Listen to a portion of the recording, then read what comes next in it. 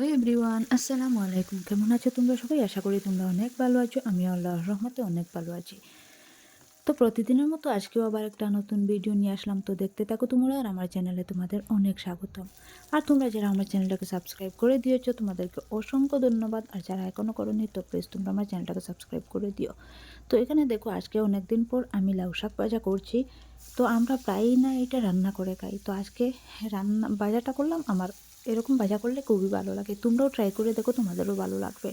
তো প্রথমত আমি শুটকিগুলো বেজে নিয়ে তুলে নিয়েছি তেলের মধ্যে, মাছের মতো ভেজে নিয়ে তুলে নিয়েছি। তারপর আমি রসুন পেস্ট না মানে কাটা, আর পেঁয়াজ পেস্ট, আর একটা কাঁচা লঙ্কা দিয়েছি, কারণ যেহেতু আমরা অনেকটা মরিচ খাই না তাই।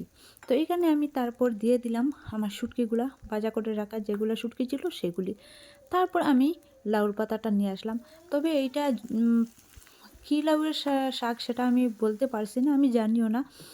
আর এখানে দিয়ে দিলাম। তারপর আমি একটু লবণ আর একটু হলুদ দিয়ে দেবো, কারণ এই শাকগুলো তো এখন আর নাড়াচাড়া করতে পারবো না, পুরো ফ্রাই প্যানটা ভরে গিয়েছে। এইটা না সেদ্ধ হওয়ার পরে আমি নাড়াচাড়া করব।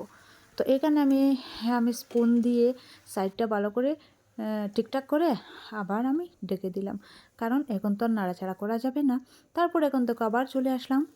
এখন দেখো আমার শাকগুলা কি সুন্দরভাবে সেদ্ধ হয়ে এসেছে, একদম কমে গেছে। তো এখানে আমি ভালো করে নাড়াচাড়া করলাম। তখন আমি অফ ক্যামেরায় করেছি, কারণ 2টা চামচ নিয়ে করতে হয়েছে।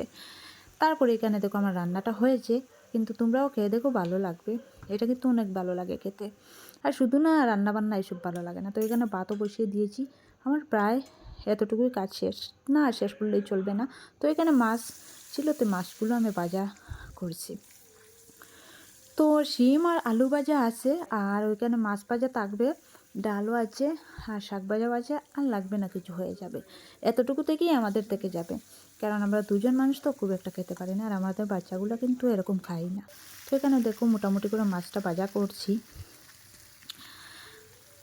আর এই নিয়ে ভিডিওটা আমি তো করতেই পারি না, যখন করি এডিটিংও করতে পারি না। তোমরা তো জানোই আমার ঘরের মিস্ত্রি। তো আজকের ভিডিওটা এখানেই শেষ করলাম, আর দেখা হবে অন্য একটা ভিডিওর সাথে। আর ভালো থেকে সবাই, আল্লাহ হাফিজ। আমার ভিডিওগুলো বেশি বেশি করে